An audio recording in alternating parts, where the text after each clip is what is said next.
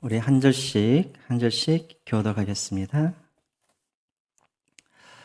12제자를 부르사 둘씩 보내시며 더러운 귀신을 제어하는 권능을 주시고 명하시되 여행을 위하여 지팡이 외에는 양식이나 배낭이나 전대의 돈이나 아무것도 가지지 말며 신만 신고 두 벌 옷도 입지 말라 하시고 또 이르시되 어디서든지 누구의 집에 들어가든지 그곳을 떠나까지 거기 유하라. 어느 곳에든지 너희를 영접하지 아니하고 너희 말을 듣지 아니하거든 거기서 나갈 때 발 아래 먼지를 털어버려 그들에게 증거를 삼으라 하시니 제자들이 나가서 회개하라 전파하고 같이 한번 읽겠습니다. 많은 귀신을 쫓아내며 많은 병자에게 기름을 발라 고치더라. 아멘. 예. 비록 집에 계시지만 우리 가족들과 함께 서로 한번 인사했으면 좋겠습니다. 이렇게 가족들과 함께 예배를 드리니 너무나 좋습니다. 반갑습니다. 그렇게 한번 인사를 하시죠. 그리고 여러분들에게 한 가지 숙제를 주시겠습니다. 지금 혹시라도 여러분들의 남편이나 자녀들이 방에서 혼자 예배를 드리고 있다면 이 시간 함께 다 거실로 데리고 나오셔가지고 함께 그렇게 예배를 좀 드렸으면 좋겠습니다. 또 이것이 우리가 비대면 예배를 드리는 또 하나의 그런 또 매력이 아니겠습니까? 가족들이 이렇게 함께 거실에서 예배를 드릴 수 있는 것, 각자 예배 드리지 마시고 또 오랫동안 교회 안 나오시는 그런 또 남편분들, 아내분들, 또 자녀분들이 있다면 이 시간 함께 모여서 예배를 드려주셨으면 좋겠습니다. 여러분 마가복음의 핵심이 무엇입니까? 제 주제가 무엇입니까? 제가 늘 말씀을 드리지만 마가복음의 핵심은 예수님이 누구이신가입니다. 또 그 외에 또 주제가 있는데 믿음이 무엇인가, 그리고 제자란 무엇인가, 제자도에 대한 가르침도 이 마가복음에 다 담겨져 있습니다. 누가 제자이고 누가 무리인가, 이것을 명확하게 보여주는 것이 바로 마가복음입니다. 자, 오늘도 여러분 오늘 본문을 통하여서 누가 제자인가를 가장 잘 보여주고 있는 본문 중에 하나가 오늘 우리가 읽은 이 본문인데요. 오늘 이 본문을 통하여서 진정한 제자가 누구인지 우리가 다시 한번 확인하는 그런 시간이 되었으면 좋겠습니다. 여러분 먼저 우리 7절을 같이 한번 읽어볼까요? 7절 같이 한번 읽어보겠습니다. 시작. 12제자를 부르사 둘씩 보내시며 더러운 귀신을 제어하는 권능을 주시고, 여러분 우리 한번 7절 우리 한번 동그라미를 한번 쳐보죠. 여러분 7절을 보시면은 중요한 세 개의 동사가 나옵니다. 동사가 나오는데 한번 동그라미를 한번 쳐보십시오. 부르시다 할 때 부르사, 여기다 동그라미 한번 치시고, 그 다음에 보내심이 할 때 보내시다에 한번 동그라미를 치시고, 그 다음에 제일 뒤에 주시고 주시다에 여러분 한번 동그라미를 한번 쳐보시기 바랍니다. 부르시다, 그리고 보내시다, 그리고 주시다. 여러분 이 세 가지 이 동사가 바로 하나님께서 일하시는 방법이시고, 그리고 하나님이 하나님 나라를 세워가시는 하나님의 원리가 바로 여기에 담겨져 있습니다. 하나님은 항상 사람을 먼저 부르십니다. 그리고 부르시고 그 사람을 그냥 하나님의 품 안에 그냥 가둬두는 것이 아니라 그 사람을 보내십니다. 그리고 보내실 때는 빈손으로 보내시는 것이 아니라 하나님이 반드시 그에게 권능을 주시고 그를 세상으로 그렇게 보내시는 것이죠. 이것이 바로 하나님이 일하시는 방법이고, 이것이 바로 하나님의 나라가 세워져 가고 확장되어져 가는 그런 중요한 원리가 바로 이 세 가지 단어에 다 포함이 되어 있습니다. 먼저 여러분 우리가 생각해 보아야 할 것이 무엇이냐면 바로 부르시다입니다. 부르시다. 제자란 누구인가? 바로 주님이 부른 사람이 바로 제자입니다. 여러분 제자들이 예수님을 선택한 것이 아니라 예수님이 제자를 선택하신 것이죠. 제자들이 예수님을 찾아온 것이 아니라 예수님이 먼저 그 제자들을 찾아가시고 그들을 선택하시고 그들을 만나주시고 그들을 부르셨습니다. 여러분 여기에 무리와 제자들의 차이가 있습니다. 무리는 예수님을 선택한 사람이었다면 제자는 예수님께 선택을 받은 사람들이 바로 제자인 것입니다. 여러분 우리가 늘 잊지 말아야 할 것, 우리는 어떤 사람인가? 우리는 예수님께 부름받은 사람이라는 것을 우리가 늘 기억했으면 좋겠습니다.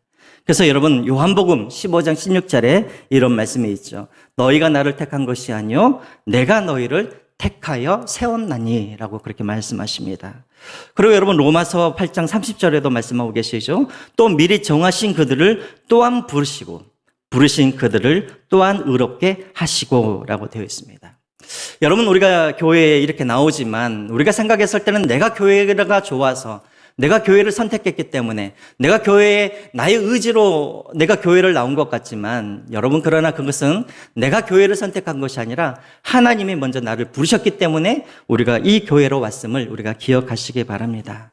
그래서 여러분 교회는 여러분 헬라어로 교회를 우리가 많이 들어보셨을 거예요. 교회를 뭐라고 부르냐면은 에클레시아라고 그렇게 부릅니다. 교회를 에클레시아. 우리 그 다음 거 한번 보여주시겠어요?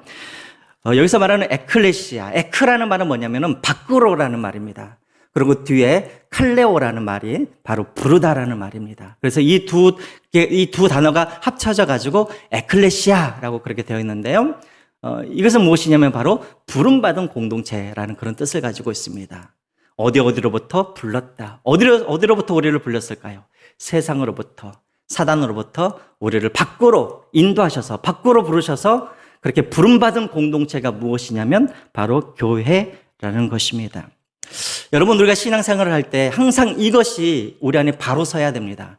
내가 주님을 선택한 것이 아니라 주님이 나를 선택하셨고 주님이 나를 부르셨다라는 이 확신을 우리가 가져가야 우리의 구원이 흔들리지 아니하고 우리의 신앙이 흔들리지 아니하는 것입니다. 왜 그렇습니까?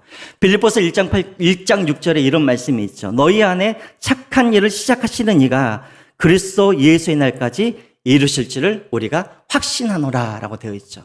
우리가 시작한 것이 아니라 누가 시작하셨기 때문에 예수 그리스도께서 시작하셨기 때문에 이 구원은 절대 흔들리지 않냐고 실패할 수 없고 끝까지 이 구원을 이루어갈 수 있다는 것입니다. 그러면 우리가 신앙생활을 할 때 가장 우리가 붙잡아야 될 것, 내가 시작한 것이 아니라 주님이 시작하신 것이고 주님이 나를 부르셨다라는 이 확신을 우리가 늘 가지고 있어야 한다는 것입니다. 자, 그러면 왜 주님께서 우리를 부르셨는가? 물론 우리를 구원하셨기 때문에 우리를 부르셨지만 그러나 주님이 우리를 부르시는 이유가 있습니다. 여러분 7절을 한번 다시 한번 보시면 12제자를 부르사 둘씩 뭐 하시고 보내시며 라고 되어 있죠. 주님께서 우리를 부르시는 이유가 무엇이냐면 우리를 뭐 하기 위해서요? 보내기 위해서 우리를 부르셨다라는 것입니다. 여러분 주님께서 우리를 부르시는 이유는 우리를 교회 안에 불러 모으시고 여기에 머무르게 하시고 우리를 교회 안에 가두기 위해서 주님께서 우리를 부르시는 것이 아니라 우리를 이곳에서 제자로 삼으신 다음에 우리를 다시 세상으로 보내기 위해서 주님께서 우리를 부르셨다라는 것입니다. 여러분 미션이라는 단어 잘 알고 계시죠? 미션, 사명이라는 단어. 이 단어가 어디서 나왔냐면 미시오라는 라틴어에서 나온 단어입니다. 미시오. 이 미시오라는 이 단어가 무슨 말이냐면 바로 보내다라는 뜻을 가지고 있습니다. 다시 말하면 하나님께서 우리를 보내시는 이유가 무엇이냐면 바로 미션, 무슨 말입니까? 사명이 있기 때문에 우리를 보내신다라는 것이죠. 그래서 여러분 선교사를 뭐라고 부르죠? 미셔너리라고 그러죠. 보냄받는 사람. 그래서 바로 미션, 이것이 바로 보내시는 이유입니다. 하나님이 아브라함을 부르신 이유가 있습니다. 그리고 그를 가나안 땅으로 보내신 이유가 있죠. 그 이유가 무엇입니까? 그 가나안 땅에서 큰 민족을 이루게 하실 그런 사명이 있기 때문에 그렇습니다. 하나님께서 모세를 부르시고 모세를 애굽 땅으로 보내시죠. 왜 보내십니까? 바로 애굽의 포로로 잡혀 있는 이스라엘 백성들을 구원하기 위해서 그 사명이 있기 때문에 하나님께서 부르시고 보내신 것입니다. 여러분 이 사명을 깨닫는 것과 깨닫지 않는 것은 너무나 큰 차이가 있는 거예요. 여러분 성경에서 보면은 이 사명이 얼마나 중요한지를 가장 잘 보여주는 인물이 누구냐면 바로 요셉일 것 같습니다. 요셉. 여러분 요셉 잘 알고 계시죠? 여러분 요셉은 형제로부터 버림을 받아서 어디로 노예로 팔려갑니까? 애굽으로 노예로 팔려가죠. 그래서 거기에서 노예 생활을 하게 됩니다. 그리고 노예 생활을 하고 있었을 때 그 보디발의 아내 모함으로 인해서 또 어떻게 됩니까? 죄수가 되어서 또 감옥살이를 하게 되었습니다. 여러분 보통 사람 같으면은 바로 이렇게 죄수로 살고 노예로 살면서 어떤 마음을 갖게 되겠습니까? 원망하고 불평하고 내가 언젠가 형제를 만나면 내가 반드시 이 원수를 갚아주겠다라는 그런 복수심에 아마 불타서 그렇게 살아갈 수밖에 없었을 것입니다. 그런데 여러분 요셉을 한번 보십시오. 그 형제를 만나자마자 그 형제들을 어떻게 합니까? 복수를 하는 것이 아니라 그 형제들을 용서해 주죠. 여러분 왜 용서를 해줄까요? 왜 복수 대신 그가 그 형제들을 용서해 줍니까? 당신들 덕분에 내가 성공했기 때문에 그들을 용서해 주었을까요? 아니죠. 요셉은 사명이 무엇인지를 알았다는 거예요. 왜 하나님께서 나를 이 애굽 땅으로 나를 보내셨는지 그 사명을 알았기 때문에 그 요셉은 형들에게 복수하거나 원망하거나 불평하지 않았다라는 거예요. 여러분 창세기 45장 5절을 한번 보십시오. 창세기 45장 5절 우리 같이 한번 읽어볼까요? 시작. 당신들이 나를 이곳에 팔았다고 해서 근심하지 마소서, 한탄하지 마소서. 하나님이 생명을 구원하시려고 나를 당신보다 먼저 보내셨나이다 라고 되어 있습니다. 여러분 왜 그가 자신이 외국으로 왜 그가 오게 되었는지 그는 잘 알고 있었습니다. 형님들 때문에 팔려서 온 것이 아니라 하나님이 앞서 그를 사명이 있기 때문에 보내셨다는 것을 그는 알았기 때문에 그는 원망과 불평이 아니라 감사함으로 그렇게 살아갈 수가 있었다는 것이죠.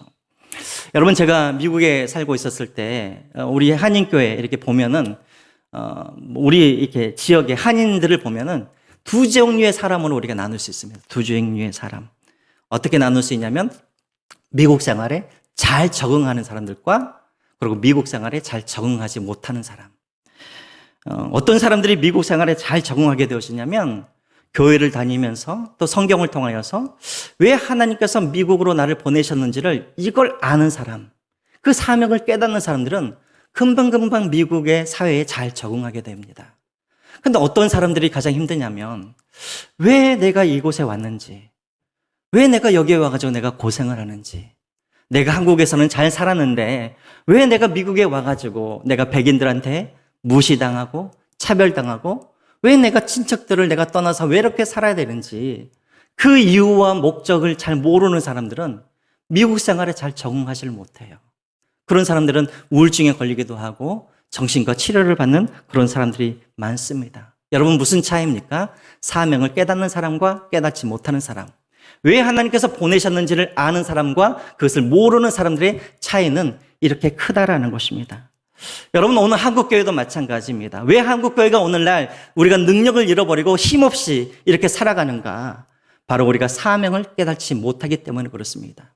왜 자꾸만 우리가 교회 안에만 머물려고 하는지, 왜 우리가 세상에 나아가는 것을 우리가 두려워하는지 그 이유가 무엇이냐면 우리가 세상에 나아가야 할 그 이유와 목적을 우리가 알지 못하기 때문에 그렇다라는 것이죠. 내가 왜 하나님께서 나를 왜 세상에 보내셨는지를 그 사명을 깨닫지 못하기 때문에 우리 성도들은 세상으로 나아가지 않으려고 그러고 오히려 교회를 피난처 삼아서 교회 안에 머물러 하기 때문에 우리는 점점 힘을 잃어간다는 것입니다. 여러분도 한번 생각을 해보십시오.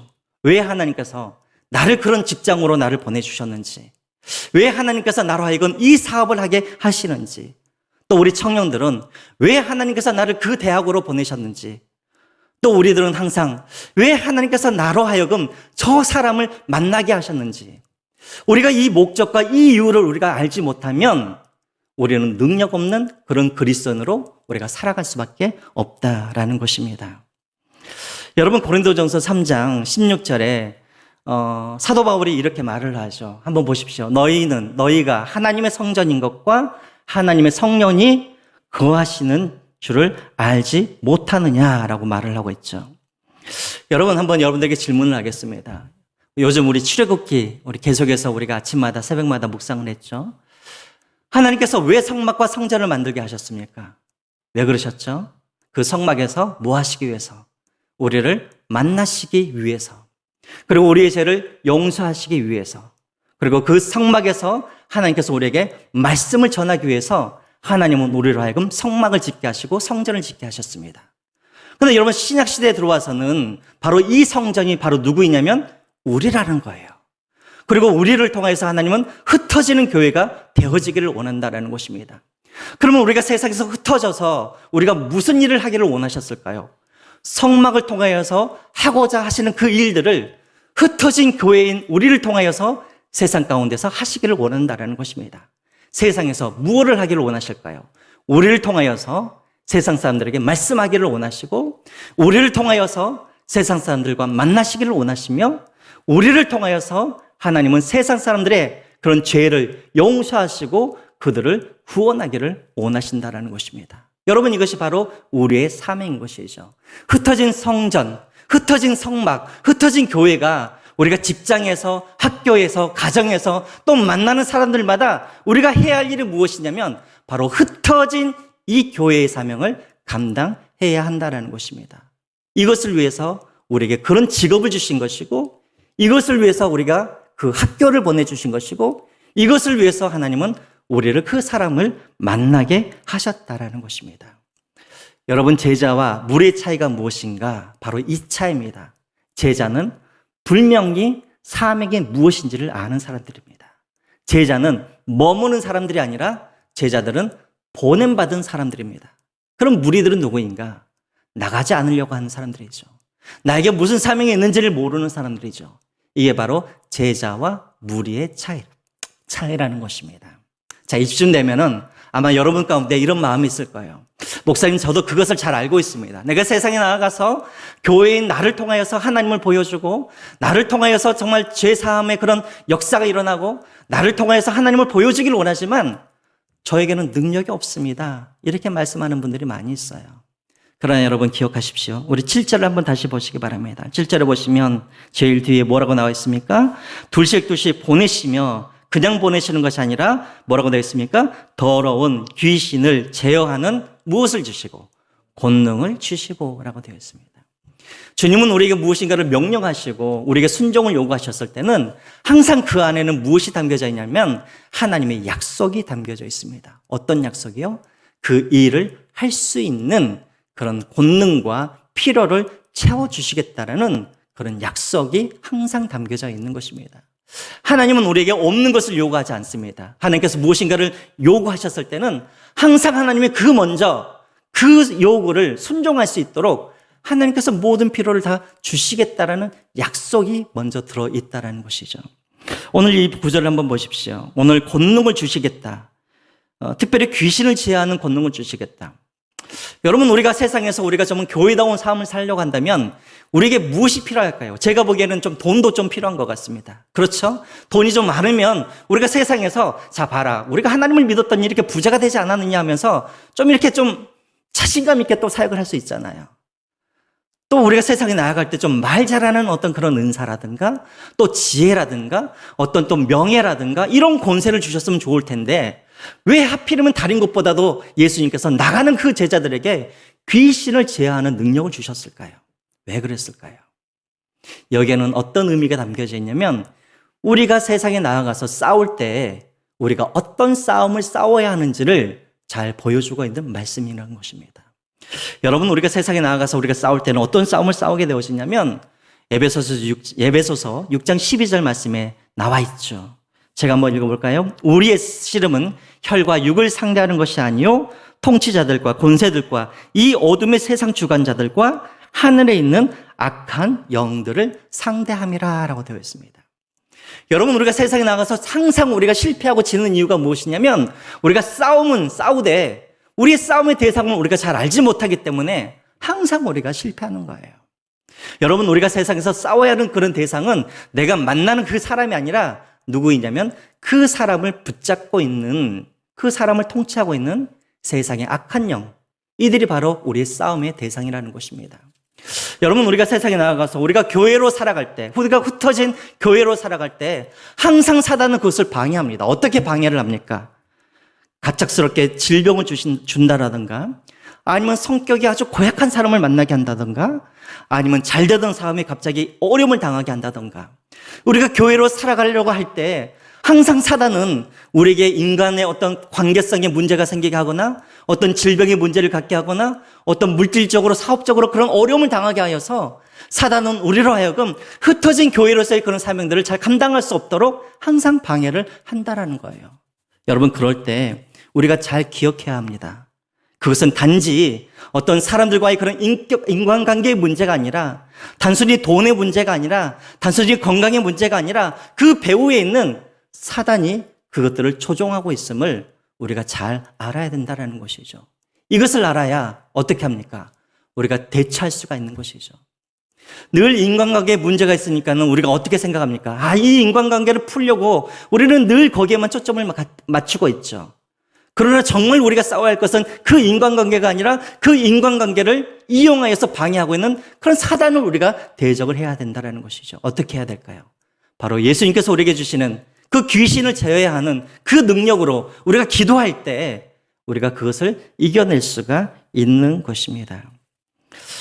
그러므로 여러분 기억하십시오. 우리가 항상 하나님의 일을 할 때는 우리 힘으로는 할 수가 없습니다. 하나님께서 우리에게 주시는 그 힘과 능력으로 우리가 흩어진 교회로서의 사명들을 우리가 감당할 수가 있는 것이죠. 여러분 교회에서도 마찬가지입니다. 어떤 분들에게 자꾸만 이렇게 구역장을 한번 해보십시오.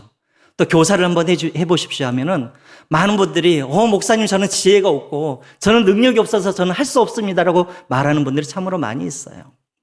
근데 여러분 그 일들은 우리 힘으로 하는 것이 아니라 하나님의 힘으로 그 일들을 감당하게 되어집니다.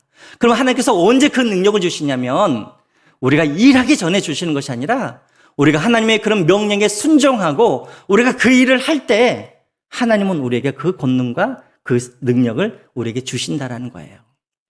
저도 목회를 하다 보면 그런 경우가 많이 봅니다. 저 사람이 정말 진짜 저 집사님이 교사로서 정말 할 수 있을까? 또 어떤 경우는 저분이 정말 구역장을 하실 수 있을까? 제 안에 그렇게 의심이 드는 분들이 있어요. 그런데 실질적으로 그분들이 그것을 순종하고 일을 하면 정말 잘하는 것을 확인하게 됩니다. 왜 그렇습니까? 사람의 힘으로 하는 것이 아니라 하나님께서 그 사람에게 능력을 주시기 때문에 그 일이 가능하다는 것이죠. 그래서 여러분 하나님은 항상 우리를 부르실 때 능력 있는 사람을 부르시지 않습니다. 어떤 사람을 부르시냐면 순종하는 사람을 먼저 부르십니다. 왜요? 순종을 해야 하나님께서 능력을 주시기 때문에 그렇다는 것이죠. 여러분 이제 12월 달 되면은 성가대도 필요하고 또 내년에 교사하실 분도 필요하고 또 여러 가지 많은 사역들 가운데 필요한 그런 분들이 많이 계시는데 여러분 교회에서 제안하실 때 나는 지혜가 부족합니다. 나는 능력이 부족합니다. 여러분 거절하시기 바랍니다. 하지 마시고 여러분들이 순종만 하시면 하나님이 그 일을 할 수 있도록 하나님께서 능력을 주실 줄 믿습니다. 그러면 여러분은 순종하심으로 그렇게 하나님의 일을 주님의 권능으로 그렇게 잘 감당할 수 있는 여러분들이 되시기를 주님의 이름으로 부탁드립니다. 그럼 이제 정리를 한번 해보겠습니다. 누가 제자인가? 예수님께 부름받은 자가 제자이고 누가 제자인가? 사명을 깨닫고 세상으로 나아가는 자들이 제자이고 누가 제자인가? 나의 힘으로 하나님의 일을 감당하는 사람들이 아니라 하나님께서 주시는 그 권세로 하나님의 일을 감당하는 사람, 이 사람들이 진정한 제자인 것입니다. 자, 그리고 여러분 이제 8절부터 9절 이하로 보면은 이제 우리가 제자로서 우리가 세상에 나아갈 때 우리가 어떻게 흩어진 교회로서 우리가 사역을 감당해야 되는지 우리가 어떤 자세로 사역을 감당해야 되는지 8절부터 쭉 나와 있습니다. 먼저 여러분 8절과 9절을 우리 한번 보겠습니다.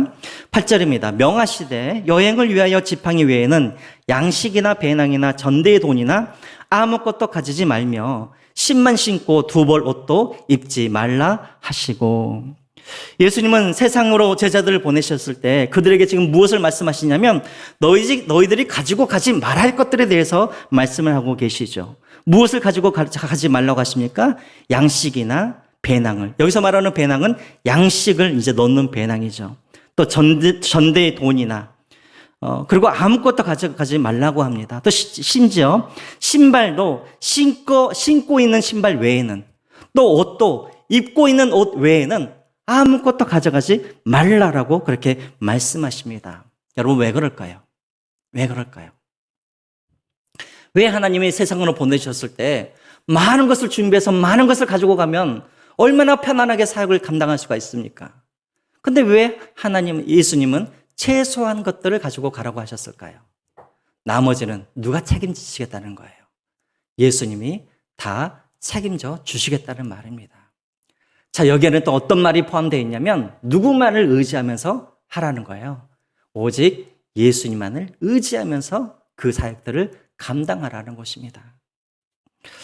더 정확하게 말하면 하나님을 의지하고 하나님의 능력을 제한할 수 있는 모든 것들은 다 버리고 떠나라라는 것입니다. 여러분 우리는 그런 성향들이 있죠. 우리는 항상 하나님을 의지한다고 하지만 우리가 좀 무엇인가가 많이 가지고 있고 좀 무엇인가가 많이 준비되어 있으면 우리는 하나님을 의지하지 않습니다. 내가 가지고 있는 것, 내가 준비하는 것들을 우리는 의지하고 그것으로 우리가 하나님을 일을 하려고 하죠. 그러다 보면 어떤 문제가 생기느냐? 하나님께 기회를 드리는 것이 아니라 내가 그 일을 하려고 하기 때문에 항상 하나님의 능력을 제한하게 된다라는 것입니다. 여러분, 여기서 말하는 옷, 양식, 돈, 다 이게 무엇이냐면 하나님의 능력을 제한할 수 있는 것들을 말하고 있는 것이죠. 여러분, 오늘 한국교회도 마찬가지입니다. 여러분, 오늘 한국교회가 왜 이렇게 점점 능력을 잃어가는가? 한국교회가 없어서가 아니라 한국교회는 너무나 많은 것을 가지고 있기 때문에 오히려 우리 한국교회가 능력을 잃어가고 있는 것이죠. 여러분, 한국교회를 보십시오. 얼마나 많은 성도들이 있습니까? 또 얼마나 많은 돈들이 있습니까? 또 얼마나 많은 그런 재능 있는 사람들이 있고 지혜와 지식이 풍성합니까? 그런데 많이 가질수록 우리는 하나님께 기회를 드리지 아니하고 그 가진 것으로 우리가 우리의 힘으로 하나님의 일을 하려다 보니까는 하나님께 기회를 드리지 않죠. 하나님을 의지하지 않죠. 내 힘으로 하려고 하죠. 그러다 보니까는 점점 힘을 잃어간다라는 것입니다. 여러분, 우리 자신들도 한번 점검을 해보시기 바랍니다. 내가 하나님을 의지하고 하나님의 능력을 제한하고 있는 그 무엇이 우리 안에 있다면 여러분, 그것들을 하나님 앞에서 우리가 내려놓는 훈련을 날마다 해야 합니다. 그래야 하나님이 우리 가운데 역사하시고 그래야 하나님이 우리를 통하여서 놀라운 능력을 드러내실 수 있다라는 것이죠. 자, 9절과 10절은 바로 그런 말씀을 하고 있고요. 두 번째로 여러분 10절을 한번 읽어보겠습니다. 10절. 우리는 또 어떤 자세로 우리가 살아가야 되는가? 10절 한번 읽어보겠습니다. 시작. 또 이르시되 어디서든지 누구의 집에 들어가거든 그곳을 떠나가까지 거기 유하라. 무슨 말입니까? 편하기 위해서 이 집 저 집 드나다니면서 이렇게 편안한 집들을 찾아다니지 말라는 거예요. 여러분, 10절 말씀의 핵심은 무엇이냐면 우리가 세상을 보냄받은 자들은 무엇을 감수할 수 있어야 되냐면 불편함을 감수할 수 있어야 한다는 것입니다. 불편함. 제가 전에 있던 교회에서 이제 청년들을 이제 이렇게 막 가르치다 보면 그런 청년들을 참 많이 만나게 돼요. 목사님, 직장 가려고 하는데 기도해 주십시오. 그러면서 기도를 해줘요. 그럼 직장에 들어가죠. 이야기를 해줍니다. 야, 하나님이 너를 그곳에 보내주셨다. 열심히 잘 다녀라. 근데 얼마 못 가서 직장을 그만두는 청년들이 너무나 많아요. 이유도 참 다양해요. 목사님, 재미가 없어요. 목사님, 적성이 안 맞아요. 목사님, 같이 일하는 사람들이 너무나 나를 힘들게 해요. 분명히 기도하고 하나님의 사명이 있어서 갔다라고 생각을 했는데도 불구하고 좀 불편하니까, 좀 어려우니까, 좀 문제가 생기니까 금방 포기해버리고 그리고 다시 직장을 그만두는 그런 청년들이 얼마나 많은지 모릅니다. 여러분, 인간관계도 마찬가지예요. 여러분, 우리가 사람들을 만날 때 우리는 우연하게 그 사람을 만나고 우리가 우연히 그 사람과 우리가 관계를 맺는다고 생각하지만 우리가 정말 하나님의 섭리를 믿는다면 그 사람은 우연히 만난 사람이 아니라 어떤 사람들입니까? 하나님께서 만나게 하시는 사람들이죠. 그런데 쉽게 우리는 그 사람이 나에게 상처를 주었다고 해서 또 그 사람이 나를 불편하게 한다 그래서 금방 인간관계를 끊어버리는 그런 사람들이 얼마나 많은지 모릅니다. 여러분, 인간관계를 그렇게 쉽게 끊어버리면 우리가 언제 그 사람들에게 우리가 복음을 전하고 우리가 언제 우리가 흩어진 우리가 성도로서 교회로서 우리가 사명을 감당할 수가 있겠습니까? 지금 10절에서 말씀하고 있는 것은 하나님이 때로는 우리에게 편안한 장소로, 편안한 직장으로, 편안한 사람들을 만나게 하시지만 그러나 대부분의 경우는 하나님은 우리를 어떤 곳으로 보내주시냐면 불편한 장소, 불편한 직장, 그리고 불편한 사람들을 만나게 하신다라는 것입니다. 그럴 때마다 우리가 포기해버리고 그럴 때마다 그 사람들과 관계를 끊어버리고 그럴 때마다 우리가 직장을 안 다니는 것이 아니라 우리가 사명감이 있다면 그러함에도 불구하고 우리가 그곳에서 계속해서 관계를 맺어가고 계속해서 그 직장에서 우리가 일을 하면서 하나님께서 우리에게 주신 그 사명들을 우리가 감당해야 한다라는 것입니다. 우리가 기억해야 됩니다. 복음은 항상 불편함이 있다라는 것입니다. 그러함에도 불구하고 우리가 그 사명을 감당하는 것, 이것이 바로 제자가 해야 할 일이라는 것이죠. 그리고 여러분, 마지막으로 한번 보겠습니다. 11절입니다. 11절 우리 한번 보겠습니다. 어느 곳에든지 너희를 영접하지 아니하고 너희 말을 듣지 아니하거든 거기서 나아갈 때 발 아래 먼지를 털어버려 그들에게 증거를 삼으라 하시니라고 되어 있습니다. 여러분, 우리가 세상에 나아가서 우리가 복음을 증거하고 또 흩어진 교회로서 우리가 살아갈 때에는 항상 우리는 환영받는 경우는 많이 없습니다. 오히려 미움을 받고 핍박을 당하게 되어지죠. 자, 그럴 때 주님께서 뭐라고 하시냐면 너희 말을 듣지 아니하거든 거기서 나갈 때 발 아래 먼지를 털어버리라 라고 그렇게 말씀하십니다. 여러분, 발 아래 먼지를 털어버려라, 이 말은 무엇인가? 이것은 바로 유대 관습과 연관이 있죠. 여러분, 유대인들은 여행을 떠나고 집으로 돌아올 때 항상 집으로 들어가기 전에 먼저 발과 이 옷을 터는 그런 습관이 있습니다. 왜 그러냐면 혹시라도 여행을 하다가 이방인들과 접촉할 수도 있고 또 이방인 땅을 지나가다가 그 이방인들의 그런 먼지와 흙이 묻어 있을 수도 있기 때문에 그것을 먼저 탈탈탈 털고 집으로 들어가죠. 그리고 항상 발을 씻고 항상 손을 씻는 것이 바로 유대인들의 관습입니다. 자, 이 말은 무슨 말이냐면 발 아래 먼지를 털어버려라, 이 말은 무슨 말이냐면 하나님의 말씀을 듣지 않는 그들을 이방인처럼 여기라는 말입니다. 다시 말하면 결과에 연연하지 말고 그곳을 떠나라는 그런 말인 것이죠. 자, 이 말은 대체 무슨 말인가? 저도 그런 경우가 많이 있는데요. 저도 복음을 전하다 보면 어떤 사람들은 복음을 듣기도 하지만 대부분의 사람들은 복음을 듣지 아니하고 저항하고 저를 미워하고 핍박을 당할 경우가 많이 있습니다. 자, 그럴 때 제 마음 가운데 어떤 마음이 드냐면 내가 복음을 전하지 않고 다른 사람들이 복음을 전했다면 어쩌면 저 사람들이 예수님을 믿을 수도 있었을 텐데 자꾸만 내가 내 자신을 자책할 때가 있어요. 내가 복음을 잘못 전해가지고 저 사람이 예수님을 혹시 못 믿었는가, 이런 자책감이 들 때가 있다라는 것이죠. 하지만 지금 이 말씀은 무슨 말이냐면 너희들이 최선으로 책임을 다하되 결과는 누구에게 맡기란 말입니까? 하나님께 맡기라라는 그런 의미인 것이죠. 연연하지 말라라는 것입니다. 자책하지 말라라는 것입니다. 하나님께서 그 사람을 결과는 하나님께서 책임져 주시기 때문에 너희들은 탈탈 털고 다른 곳으로 가라라고 그렇게 말씀하고 있는 것이죠. 여러분, 이것은 좀 냉정하다라는 그런 말보다는 우리가 너무 거기에 너무나 집착하거나 죄책감을 갖지 말라라는 것이죠. 우리가 때로는 우리 자녀들에게 복음을 전하다 보면 또 우리 가까운 친척들에게 복음을 전하다 보면 내가 잘못 살아서 정말 복음을 잘 못 전하는 것 아닌가, 나 때문에 내가 걸림돌이 되어가지고 저 사람들이 예수님을 믿지 않는 건가? 그건 아니라는 것입니다. 여러분들은 우리가 해야 할 일은 무엇입니까? 말씀을 전하는 일이고 결과는 하나님이 책임져 주신다라는 그런 의미인 것이죠. 마지막 결론입니다. 우리가 세상에 나가서 해야 할 일 12절과 13절에 나와 있습니다. 제가 읽겠습니다. 제자들이 나가서 회개하고 전파하고 많은 귀신을 쫓아내며 많은 병자들에게 기름을 발라 고치더라라고 되어 있습니다. 여러분, 제자들이 세상에 나가서 한 일, 바로 우리가 이제 세상에 나가서 해야 할 일인데요. 어떤 일을 했습니까? 두 가지 일을 했죠. 첫 번째로는 복음을 전하고 회개를 선포하는 그런 일이었습니다. 두 번째로는 그들의 영혼을 치료하고 회복하는 그런 일들을 했습니다. 마찬가지입니다, 여러분. 오늘 우리가 이 세상 가운데 흩어져서 우리가 해야 할 일이 무엇이냐면 바로 먼저는 복음을 전하는 일이고, 그리고 죄로 말미암아 병들어 있는 자들, 죄로 말미암아 고통당하고 있는 그들을 치료하고 만지고 그들을 온전케 하고 그들을 고쳐주고 그들을 온전하게 회복하는 이런 일들을 바로 우리가 해야 할 일이라는 것입니다. 여러분, 이제 말씀을 맺겠습니다. 여러분, 요한복음 20장 21절 우리 같이 한번 읽어보겠습니다. 참 중요한 말씀인데요. 우리 같이 한번 읽어볼까요? 시작.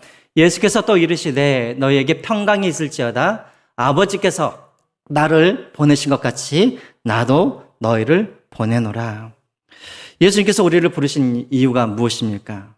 딱 하나입니다. 우리를 다시 세상으로 보내시기 위해서. 교회 안에서만 교회로 사는 것이 아니라 흩어져서도, 세상에서도 흩어진 교회로 살도록 하시기 위해서 하나님은 우리를 보내시고 우리를 부르시고 우리를 보내셨다는 사실을 우리가 늘 기억했으면 좋겠습니다. 여러분, 우리가 다니고 있는 그 직장, 지금 우리가 하고 있는 그 일, 내가 먹고 살기 위해서 할 수 없이 다니는 그런 직장이 아니라 하나님이 그 땅을 고치시고 회복하시기 위해서 나를 그곳으로 보내셨다는 것을 여러분들 확신하시기 바랍니다. 또 내가 만나는 그 한 사람, 그저 우연히 만난 한 사람이 아니라 하나님의 그 사람을 고치시고 치료하시고 회복하기 위해서 수천 년 전부터 하나님께서 계획하신 그 한 사람임을 여러분들이 기억하시고 그 한 사람을 여러분들이 소홀히 여기지 마시고 그들에게 복음을 전할 수 있는 여러분들이 되시기를 주님의 이름으로 부탁드립니다. 어디에 가서든지 주님의 능력과 주님의 권능으로 세상을 치유하시고 고치시고 회복하시는 그 흩어진 교회로서의 사명들을 감당할 수 있는 우리 성소